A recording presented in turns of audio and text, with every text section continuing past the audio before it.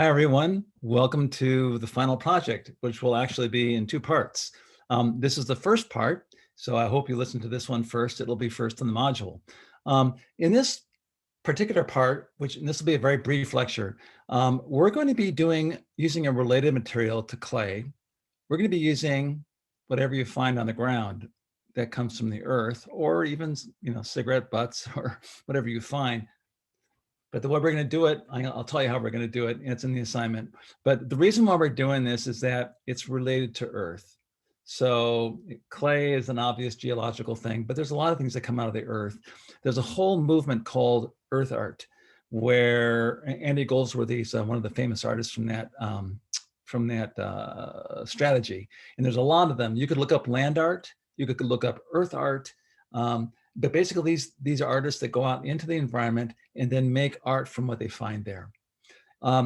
What's really interesting about this is not only is it kind of expanding maybe your view of what earth and clay and all that is about, and free you up a little bit, that it doesn't have to be malleable, doesn't have to be geological. It can be leaves and sticks and rocks and all that.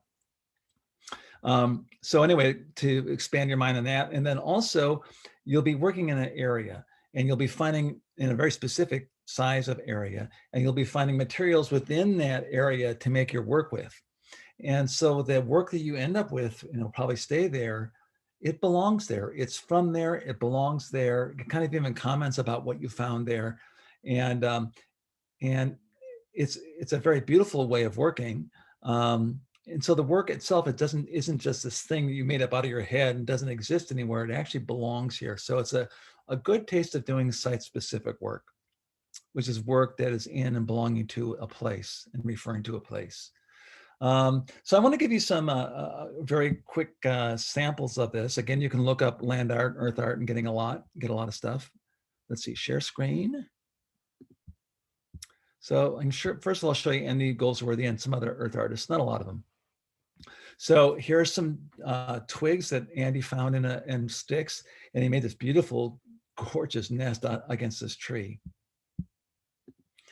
A lot of earth artists use rocks. This is a very good example, very, very stylized, very beautiful pattern made out of rocks found in an area.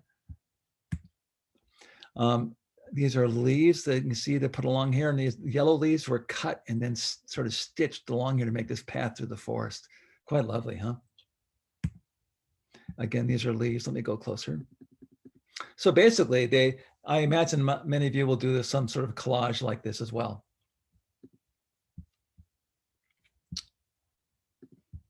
Another, whoop, I go so fast. Another rock, stacking.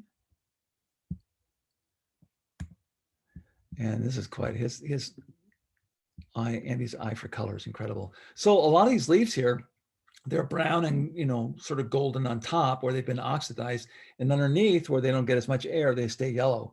And so he's made these gradations of color coming out from the roots that just glow. I mean, it's really quite lovely. Sand, a lot of people do work in sand, making patterns in the sand. That's certainly available to you, being in California. Here's Andy as an older guy now, but he's another rock piling he did against this tree. And these are fern leaves. You go closer, you can see these are fern leaves that he put around. His home is in England. He's got big property of rolling hills, and the earth there is very dark, so he digs a hole and then put these around it. You've seen this one already. This is looks like a fungi outcropping from a tree, and he's put these leaves underneath it as sort of a explosion out of there.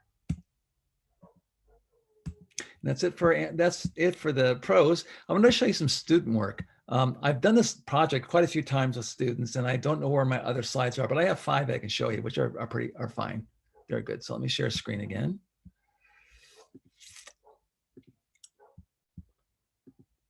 And then I'll tell you what the assignment is. So here's a grouping of berries. This is on campus.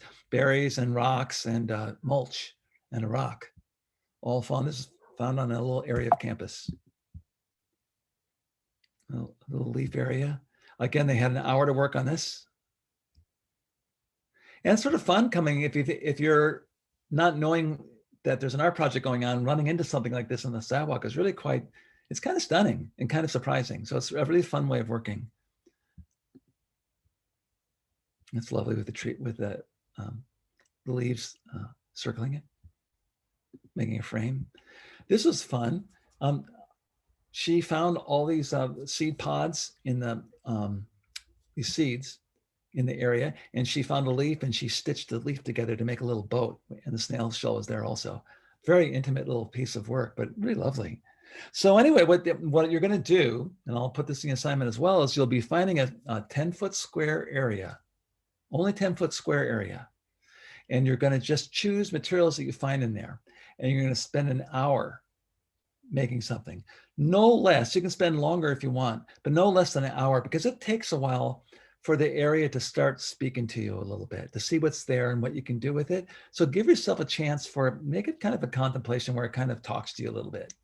Because if you just go in there, wham, ham, pam, pam, pam, I'm done, good enough, and you leave, you don't really get a whole lot out of it. So give it some time. You might surprise yourself, and you'll surprise other people who come along after you and see this work.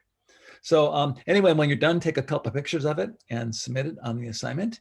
And I look forward to seeing what you do. So there'll be this is the first part. Second part I'll cover in the next assignment and video. You'll have 2 weeks, so you can spend a day or two on this one and you spend the rest of the time on the other one, however you want to manage your time.